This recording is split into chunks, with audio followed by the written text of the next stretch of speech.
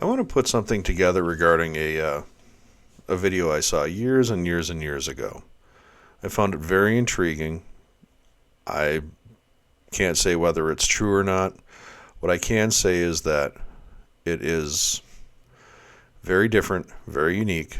Explains a lot of things that a lot of questions that have been asked over years could be answered by what is spoken about in this. Come down the rabbit hole with me. This will take a little bit of your time.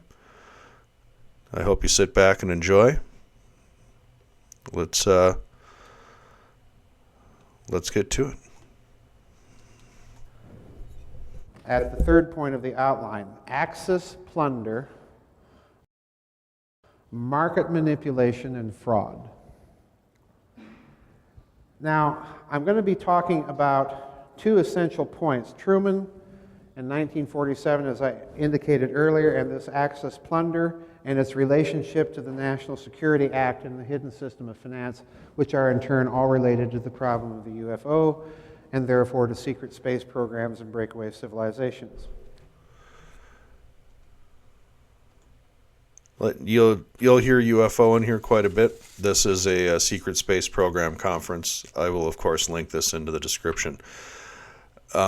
It's from years ago. This does include his thoughts on the UFO technology being something the government is definitely interested in after. And he goes into that very slightly. I kind of skipped a lot of that for this because my main focus is the financial aspect of it, leading to the covert operation portion of it. We continue. But I want to draw your attention here for a moment to the second point up here, the formation of the Bilderberg Group and Operation Paperclip. Now, the Bilderbergers, as you know, were founded in 1954. That's when they began meeting. On the Western Anglo-American side, you had, of course, Lawrence and David Rockefeller pushing for the formation of this group. You had, of course, the involvement of the Rothschilds in Great Britain. But on the European side, who do you have? Well, you have Prince Bernhard of the Netherlands. Now, Prince Bernhard is a minor German nobleman, but here's the curveball. Most people don't know that Prince Bernhard was kind of a middle echelon manager for guess who? Interessen, Gemeinschaft, Farbenindustrie, Aktionsgesellschaft, IG Farben.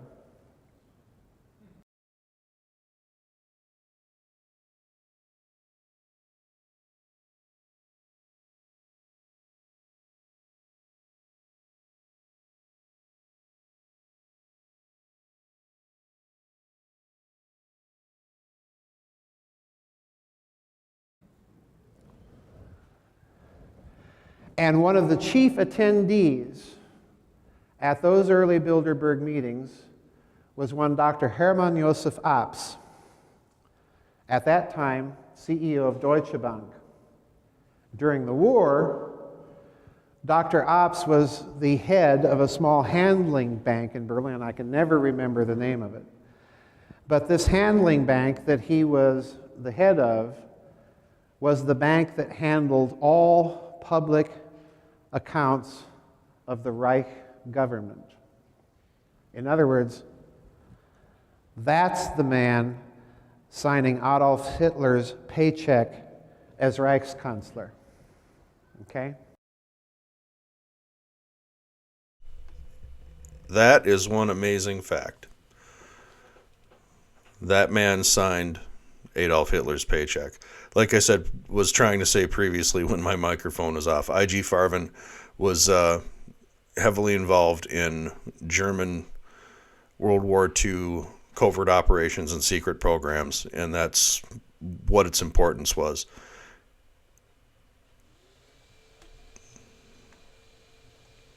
That's the guy.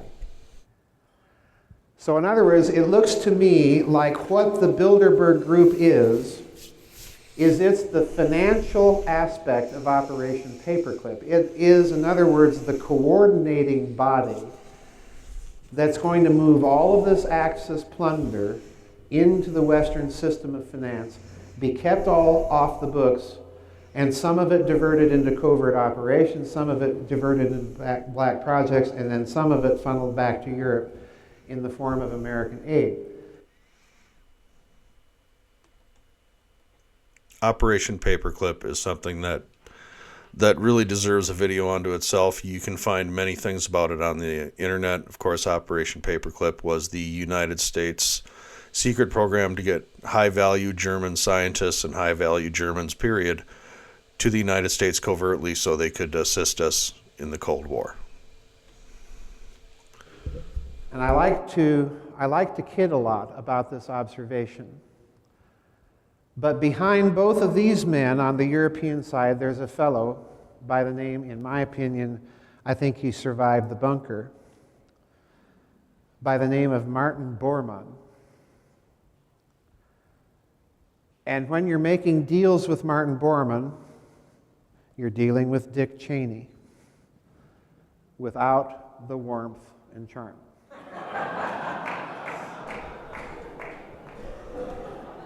That is a quality joke.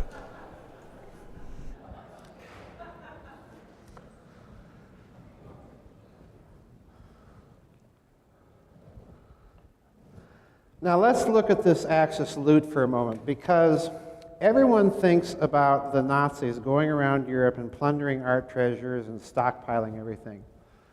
Nobody remembers the Japanese. But in point of fact, throughout World War II, there was a Japanese operation called Operation Golden Lily. It was led by a member of the imperial household by the name of Prince Chichibu.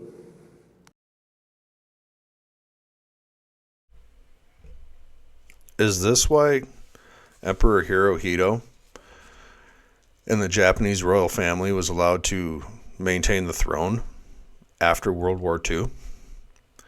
We're going to end up coming back to this, but it is a very interesting question that he goes a lot more in depth into, and something that I've questioned for years as a lover of history. I never understood it. Maybe it makes a little more sense now. So in other words, this is not even in the hands of the Kempeitai. It's not even in the hands of Japanese intelligence. This is directly an operation of the imperial house.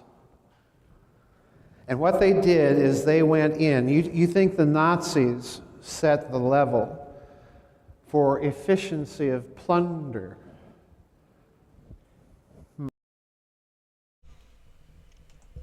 Think of the rape of Nanking.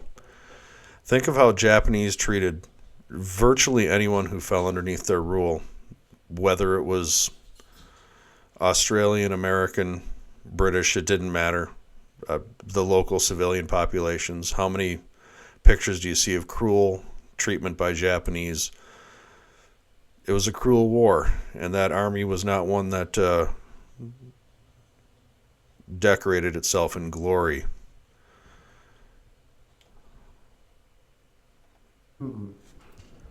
The Japanese went into Asia and China and Southeast Asia and literally suctioned every last scrap of any kind of precious metal, gold, silver, platinum, you name it, jewels, cash, artworks, ancient manuscripts, everything that they could lay their hands on to bring it back to Japan. This was called Operation Golden Lily. Now,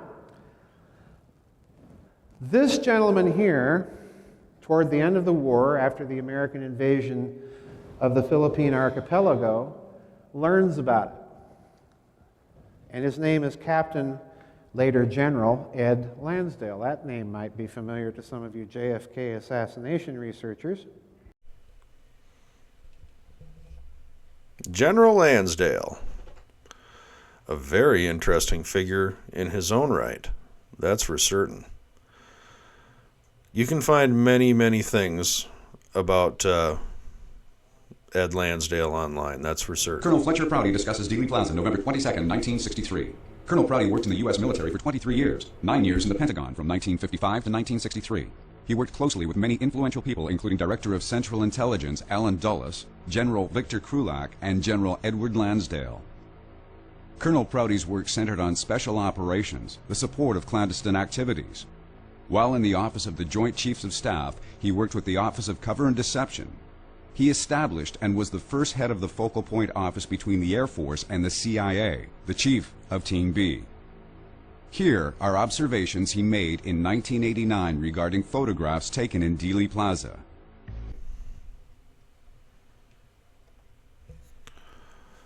Now we're going to skip a little ahead here to really what's the relevant portion of this. Speculation is just mere speculation. And there's a little bit more speculation at the end, but it's important to note that this man was very important, very high up. He was it. He was very much it. I was at the time, I got immediate confirmation. That said Lansdale. Well now, I don't know why he was in Dallas. I can't go into that. But it's astounding that this man, who was Assistant Secretary of Defense for Special Operations after General Graves Erskine retired, who was the man who had more or less almost single-handedly set up Diem as President of South Vietnam, who again almost single-handedly had set up President Magsaysay as the President of the Philippines.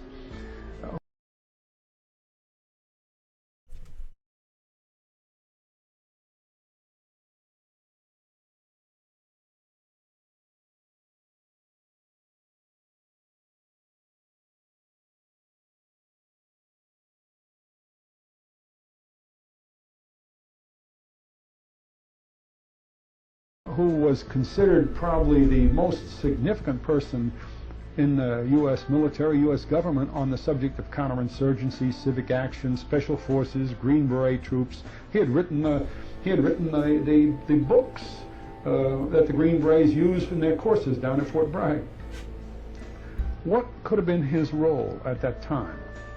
I had a very personal interest in that because only a month or two before that, Lansdale had met me in the halls of the Pentagon and said that he had arranged for me to go as a military escort officer with a VIP party to the South Pole. And it happened that I left for the South Pole on about November 10th or something like that, and that I was in New Zealand on the way back from the South Pole when I heard about President Kennedy being killed. Why Lansdale asked me to go to the South Pole, I have no idea. Or was there some connection between this role that he may have been playing in Dallas and the fact that he would just as soon I be out of town? And I reflected on that, especially when I began to realize that almost all of Kennedy's cabinet was out of town, that some 45 officials with the cabinet were also out of town in Honolulu and on their way to Tokyo. They were actually on their way to Tokyo when the president was killed.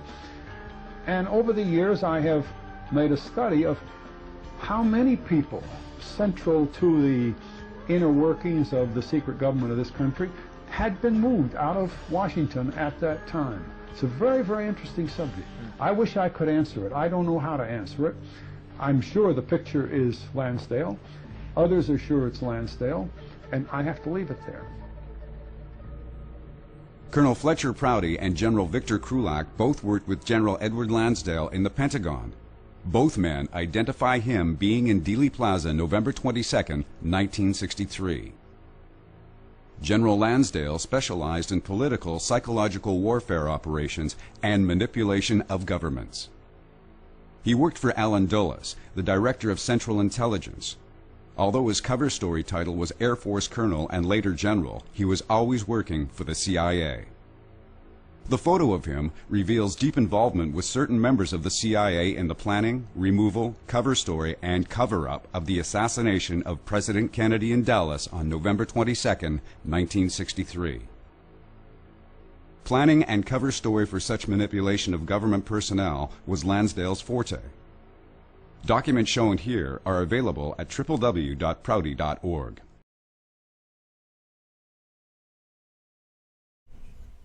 So who was Colonel Prouty?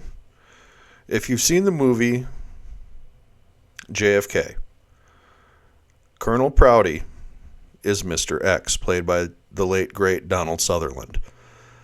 And he kind of goes into, it's a very famous monologue that I highly recommend, and perhaps I'll link it into this video. I certainly can't show it. But that's Lansdale. A very, very small portion. Very small. We continue. Lansdale learned about Operation Gold Lily and all of this vast loot that was buried on Luzon and Mindanao and all over the Philippine Islands. And when he learned about it, he flew to Tokyo to debrief General MacArthur. And MacArthur said, well, that's interesting. I need you to get on a plane and fly to Washington and brief President Truman. We're talking again, folks, in 1945 dollars terms of billions of dollars. Billions. So Lansdale flies to Washington and briefs Truman. Now, please note right at the bottom here, this is the beginning in 1947, not only of a black budget, but please understand me now, something completely separate and totally hidden. Truman, on learning of it, discusses it with his cabinet and, quote, decided to proceed with the recovery, but to keep it a state secret, unquote. Now, folks, at that moment, President Truman put the American intelligence apparatus in the banking business. At that moment. I leave it to you to work out all of the implications of that decision for what's going on right now, both domestically and internationally. Think about it. Think about what's happening now and in the past. Just think of the covert operations that we do know of, the ones that we know of. You know that the ones that we know of outnumber the ones we don't 4-1, 5-1. And think of what that money's been used for today. Think back the last 4, 8, 12 years. It's incredible. It's absolutely incredible. BCCI, going back into the 80s, the covert operations in the 70s, leading up into today. Gaddafi, the Arab Spring, the Maidan coup. Just think of it. Where this world has gone because of covert funding. And a lot of it is covert. We do hear about a lot of it in the news, but some of it we just never hear about. And we're going to find out how they pay for it. Now, that bit of information, incidentally, if you don't know this work, it's a wonderful book discussing Operation Golden Lily called Gold Warriors. It's by Sterling and Peggy Seagrave. Now, there's another aspect to this story.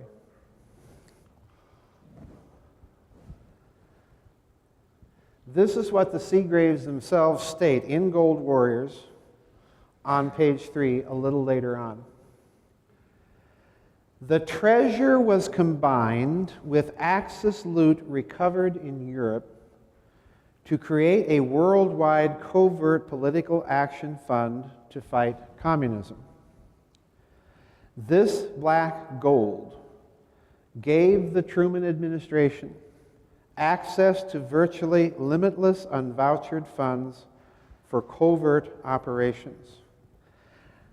But I believe it goes beyond mere covert operations because, as I put it down here at the bottom of the slide, the sheer scale, when you combine that Japanese loot and that Nazi loot, suggests to me, given the threefold strategic problem that we're facing, that much more than communism or covert operations against it or even post-war Nazis or whoever else, but that the UFO was a long-term problem requiring that technological emulation. Whether I think that part is true or not, I don't know. I don't know. But he believes it. And he believes that they believe it. And he presents quite a bit of evidence following here of the financing itself, certainly not of the UFO. We're just learning more about that right now publicly. But the financing aspect, it's massive. If you think about the loot stolen in Germany and Europe, from Japan, in Asia, and the Pacific, and you combine the two, a good portion of the European is known of. Nobody's ever heard of the Pacific Haul. At least I hadn't. Very few. And it must have been enormous. And if you're setting up a system of hidden finance, go back to what I said previously about Richard Bissell and the Rockefellers contributing their own personal private family funds to the development of the backup camera system for the early Corona satellites. Oh, we'll donate you the money. You don't have to tap the taxpayer. Go back to that element, and what you see now forming with this hidden system of finance is a nexus between this black projects world requiring its hidden system of finance, and that's going to demand, at some point, the participation off the books of the major prime banks of the West.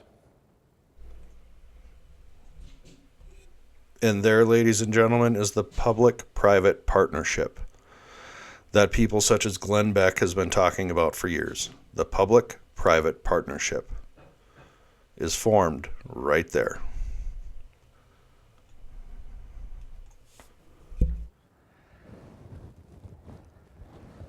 It in turn implies something else. Since you're keeping all of that Japanese gold secret, it means that any amount or estimate of the amounts of gold that you see in the world today are probably badly obfuscated, and perhaps off as much as an order of magnitude.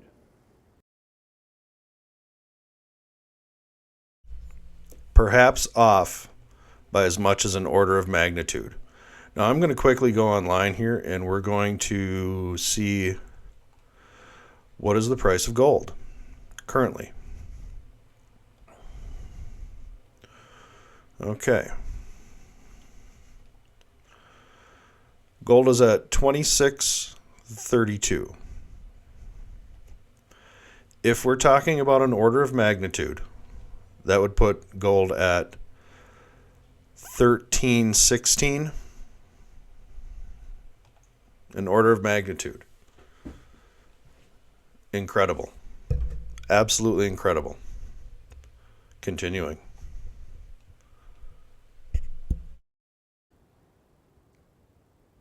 And that implies yet something else. Because if you're keeping this as a hidden system of finance, what you see you can do is you can take all that gold and all that silver and all those gems and all those bonds and all that liquid cash, move it into those participating prime banks, and keep it all off the books. That's your secret reserve. And you can rehypothecate that reserve over, because you see it's secret, over and over and over and over.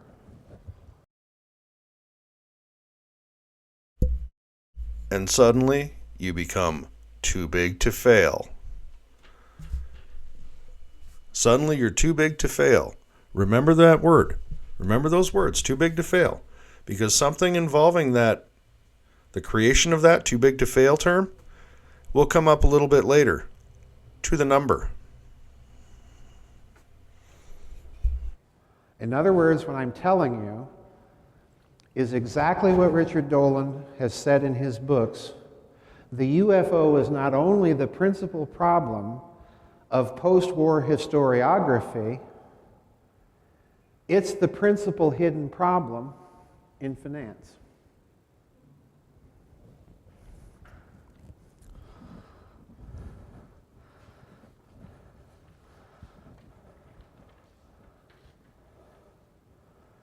So let's look and sum it up. Truman's 1947 decision to keep all this Axis plunder a state secret implies truly profound and significant things for the long-term financial structure of the West. Number one, it implies the intelligence national security complex now entered the realm of international finance and banking directly. Number two, it implies that the intelligence community had to have, at a lower level of complicity, the participation of prime banks around the world to make such a system work. What I've just told you is that they are participants in a system ultimately involving fraud. Thirdly, it implies the further complex interface of the American intelligence national security oligarchy. After all, we're not going to be able to recover all that Axis loot without them telling us where it is. Operation Paperclip. Very similar operations in the Pacific. And I'm sure far more classified things that we don't even know to get the knowledge those people had. It's a crazy story, isn't it? Continuing. And they're going to drive, trust me, a hard bargain.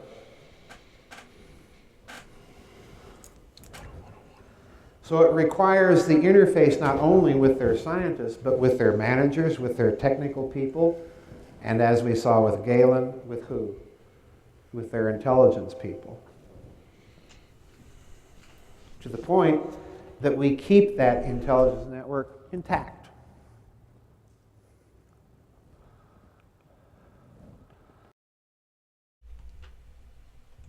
That's actually a fascinating story all into itself. Keeping the Galen intelligence network intact in Eastern Europe during the Cold War was an intelligence coup. That story in itself is incredible, and it's worthy of a movie. It's certainly a couple of books. Maybe it's something in the future we'll cover, but right now, the Galen intelligence network was vast, effective, and stayed around for years.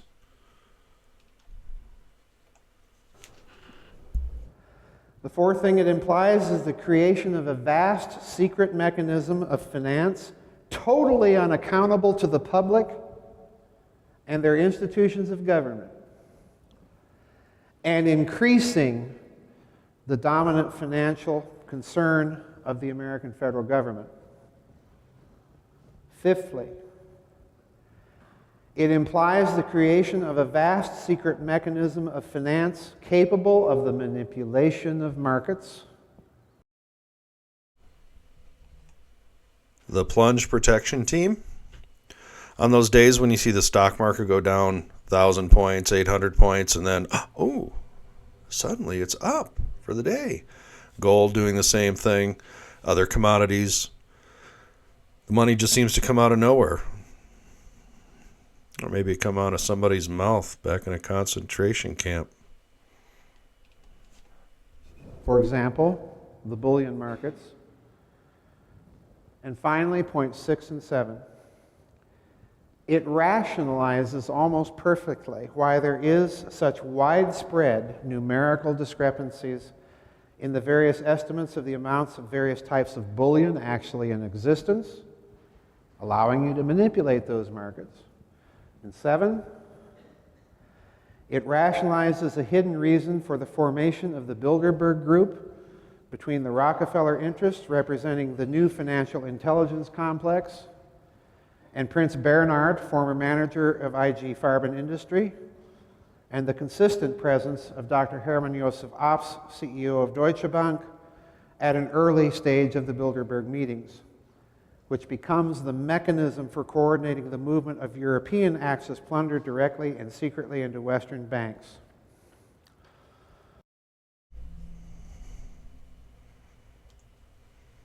It's incredible. What you're talking about here is absolutely incredible. You have intelligence organizations working with other intelligence organizations who are then working with banking, who are then working in government, who are then working with regulation, who creates the web that we currently live with. And this is all basically 1948 into the 1950s, the formation. That's what we're covering here. And I find the story fascinating, absolutely fascinating. I certainly hope you do as well.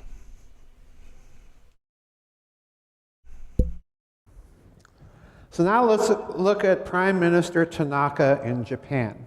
Of course, you all know that Japan, since the end of World War II, has been basically a satrapy of the United States. Now, Prime Minister Tanaka was faced with Japanese bonds that were coming to maturity, and he didn't have the money in the finance ministry, so what he decided to do is he's going to issue new bonds to the bondholders. I'll swap the paper. And these are very clever bonds. Pay attention to this one. If you don't think governments indulge in fraud on a massive scale in their own securities, this is essential to my argument. I think we all know that they engage in fraud in their securities and commodities, for that matter. When was Fort Knox last audited? Do they engage in fraud in their securities? I don't know. How about a mortgage-backed security? Do they engage in fraud? Does a frog bump its butt when it hops? At the time, this is the world's second largest economy. So this, again, is from Covert Wars, Breakaway Civilizations. I'm citing Sterling and Peggy Seagrave, Gold Warriors, pages 127 and 128. I've got to read this to you. Not only were these IOUs, these new bonds, they're called 57 bonds, for astronomical sums of money, but physically, the 57s were unlike, pay attention here, folks, unlike anything previously issued by the government of Japan. They were not offered to the public at large, nor were they to be traded on the international bond market like normal government bonds. So only the holders actually saw them. The magic of this scheme is that by their very difference, it was possible for the finance minister later to declare all 57s were forgeries. Only certain ones were selectively and very secretly renegotiated, here it comes, at a discount. Those who paid for their original government bonds and were then forced to exchange them for 57s were thus swindled twice. So in other words, they're even robbing from the super rich. These bonds were for astronomical sums of money.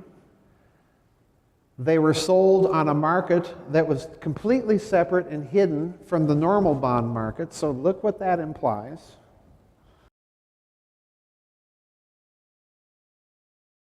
What that implies is what he just got done saying a moment ago.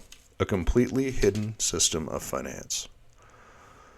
A system that is secret, that nobody knows about, except those who participate in it. And those who participate in it don't discuss it. Those are the controllers. Those are the people who are in charge. We'll continue. It's a hell of a rabbit hole.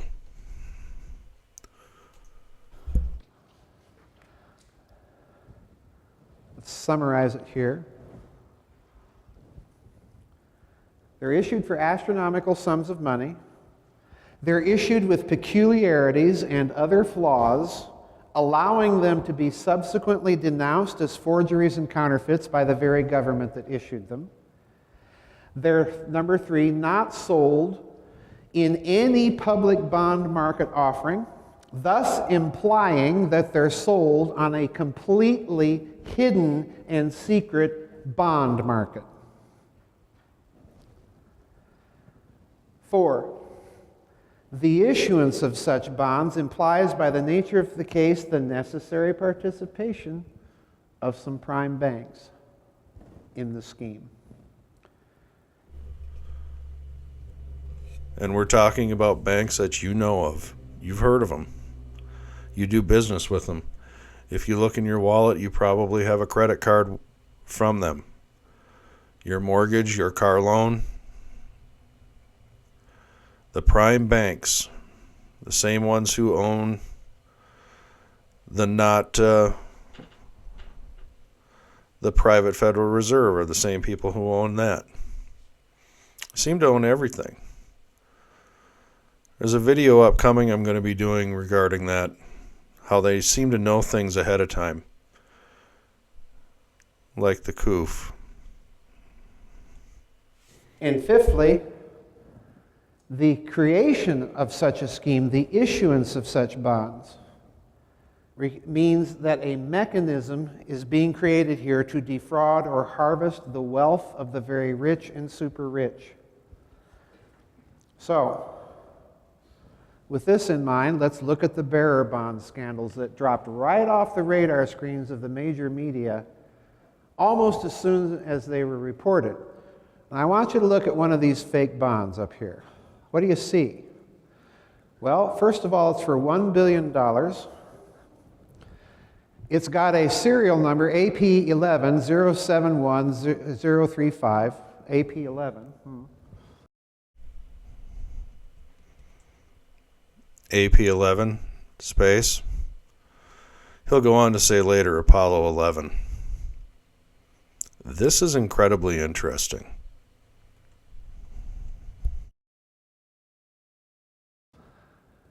It's issued, supposedly, by an East Asia securities trading firm that genuinely exists. This is a red seal designed to kind of imitate the red treasury seal of a United States note called Money World. Money World. It's almost a generic bank. It's almost like something you'd see at the check cashing place down the block. You know, I'm going to Money World. It's right by the liquor store. Kind of a generic sounding name, but we're going to find out that Money World is very, very interesting indeed.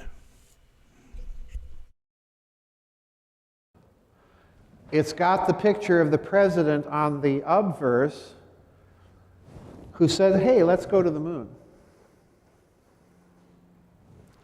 It's issued for in a denomination that officially the United States denies it ever issued any bearer bond in denominations of $1 billion. $1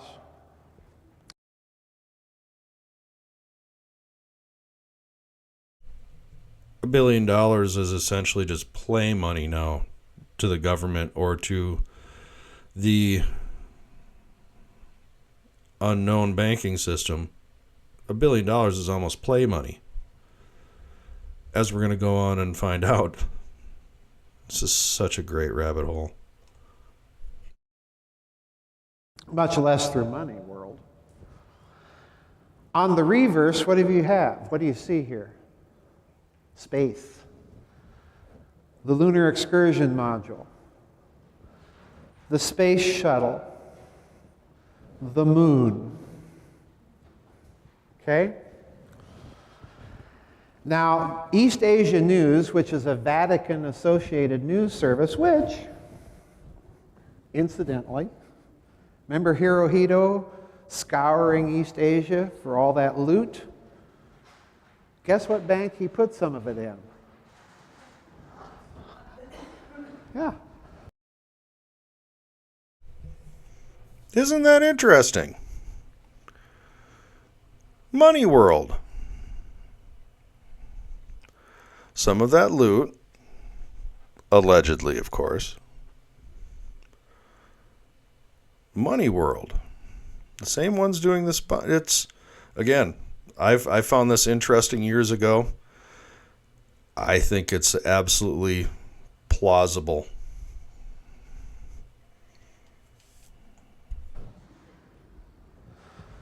East Asia News, which has a Vatican connection, reported on the Italian bearer bond scandal that occurred in Italy in 2009 near Chiasso, where they recovered $134.5 billion of counterfeit bonds.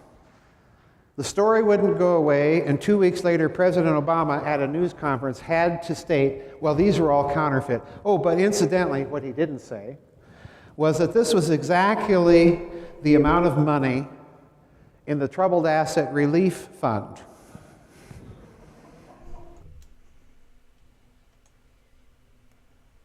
It was the same amount as TARP. Cray.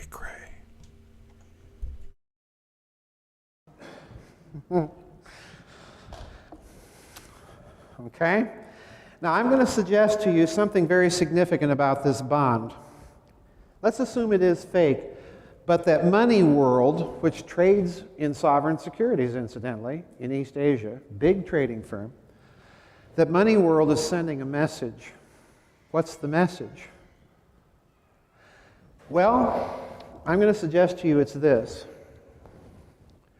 If you're going to set up a hidden system of finance using fraud and counterfeiting and Axis loot and a bunch of other stuff,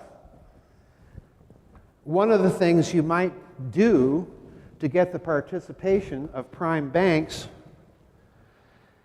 is to collateralize whatever is found out in space. Kind of nifty, huh? Kind of like Venice. Kind of like Venice.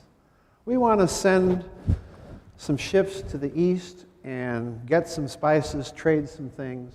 We need a loan. And the banks on the Rialto say, sure, give us a certain share of the profits of whatever it is you bring back.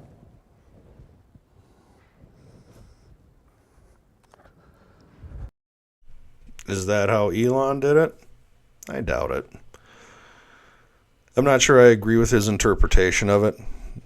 I see it more as a covert slush fund, as a means of keeping a lot of things off the books, a lot of things we couldn't possibly imagine, I bet. But I think that's basically what it ended up being, is a covert slush fund, and probably just a petty cash for these people. If you think about it, I mean, these are the controllers. It'd be their petty cash. It would be nothing to them. I'm not sure I subscribe to his theory, but it is interesting. Could this be why they're talking about asteroid mining all of a sudden? In Spain and Italy, the bearer bonds look different. Note the fake serial number, G, 111111 and G. Based on the $100,000 bill, gold certificate, the Wilson bill, that's only used between Federal Reserve banks, denominated in $1 billion. These are what they looked like in the Spanish recovery with their little coupons down here. In Spain, in 2009, $1.65 trillion worth of these these gold-backed bearer bonds denominated in $1 billion each were seized by Spanish financial police in Spain. And in Italy, that amount was 6 trillion. Who has that kind of pocket change?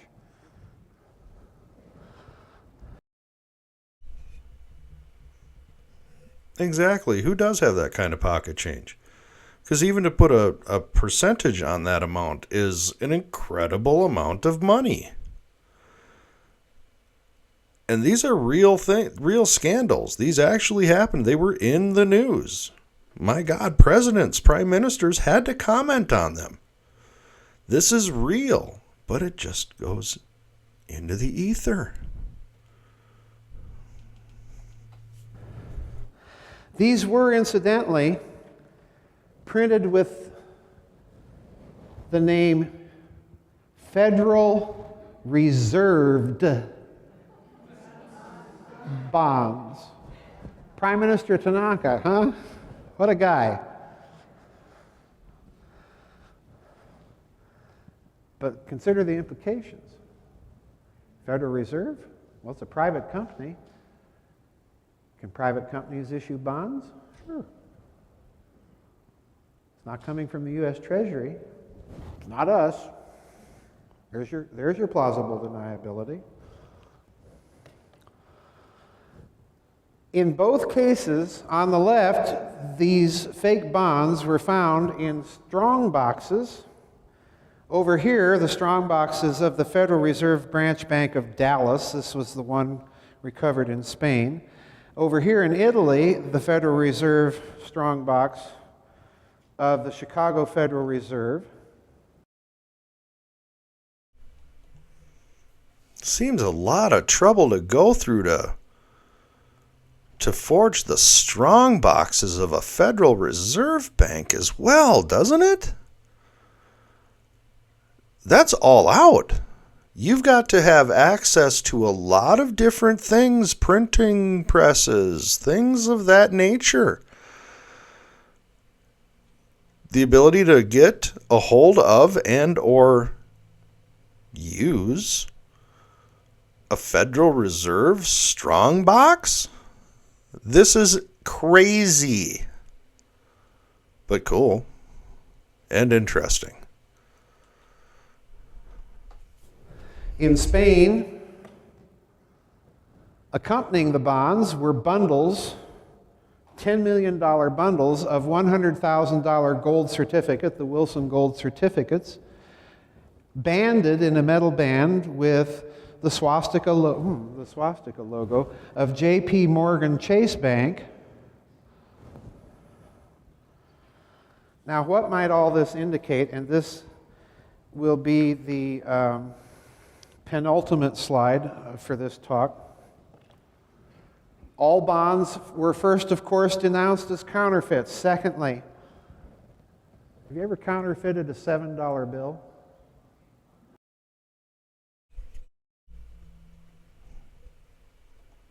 What an incredibly good question. And he's going to go on to explain why you never did counterfeit a $7 bill. But I think that really is kind of getting to the crux of it, isn't it? Have you ever counterfeited a $7 bill? No, because there is no such thing. And he goes on to explain it quite nicely. But this is an incredibly good question. Incredibly relevant. I don't think it's so basic that people have skipped over it.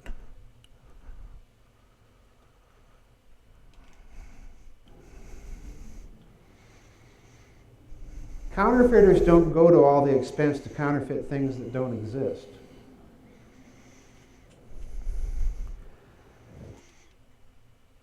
This implies it exists. This implies somebody knows it exists.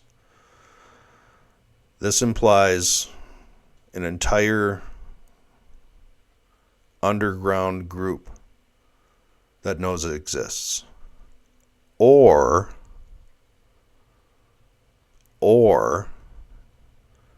it actually does exist.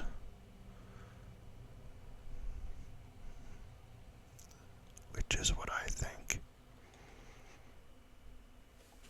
Why would counterfeiters produce something that don't exist and then counterfeit the strong boxes? And then run the same scam over and over again in spite of the lack of success in redeeming any of these bonds, even at extremely sharp discount. Still a lot of money. And do it counterfeiting things denominated in such astronomical amounts of money, as I said here, at such steep discounts you probably couldn't get many people. Why would you go to all the effort to run a counterfeiting scheme like that? Well, my conclusion is, even if they are counterfeit, they represent a real, though hidden, system of finance, because it's Tanaka's 57 bonds scheme all over again. Federal Reserve bonds, self-evidently fake serial numbers. They duplicate, in other words, the very real bonds scandal of the Tanaka government. So, final slide. Hello, there we are. What does all of this possibly indicate? Well, number one, we know that there's a post-war hidden system of finance established by President Truman in 1947 as a state secret, utilizing captured and recovered Axis loot.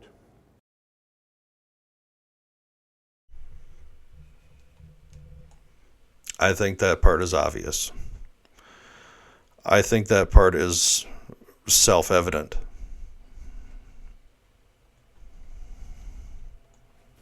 Number two, this hidden system of finance puts the intelligence sector into international banking directly.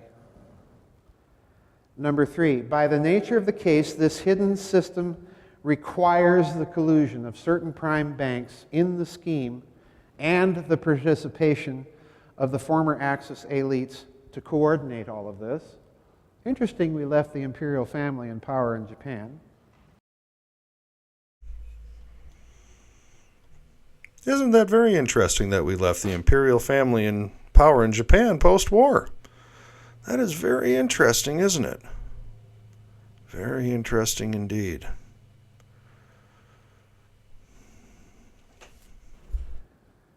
Fourthly, the vast sums of money represented by the bearer bond scandals in the trillions of dollars far exceeds any funding requirements for merely covert operations in the post-war period. Given the nature of that threefold strategic threat confronting the post-war national security establishment, I almost said Nazi, Freudian slip there, folks. It is a Freudian slip there, isn't it? Very much a Freudian slip when you got Operation Paperclip, a space program run by a Yahtzee. You have Ukraine, which has a whole bunch of Yahtzees in it. Yahtzee! It certainly is a Freudian slip. It certainly is a Freudian slip.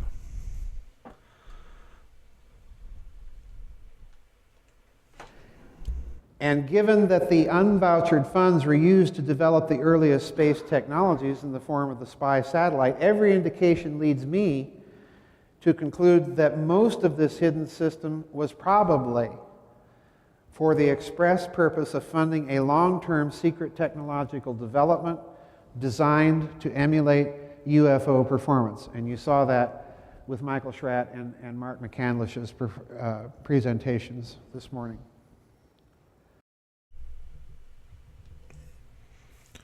Those two presentations are so much fun. I also have them. I've got this whole conference. It was absolutely fascinating. It deserves a lot more attention than it's gotten, and it's fascinating. Absolutely fascinating. I'll link this in there. I'm thinking of linking those two presentations in here too. They're just so much fun.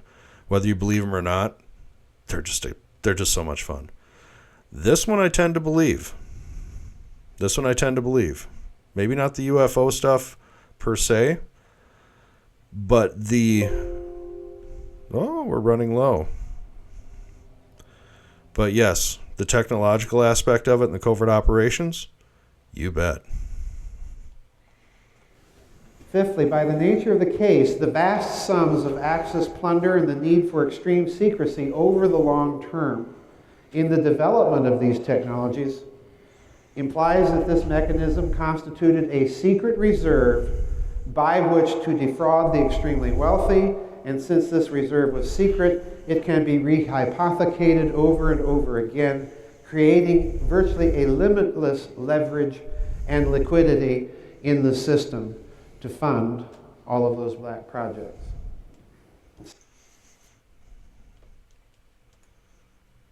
And that's essentially it. It fades out here with a little bit of applause and him thanking the crowd. And I thank you.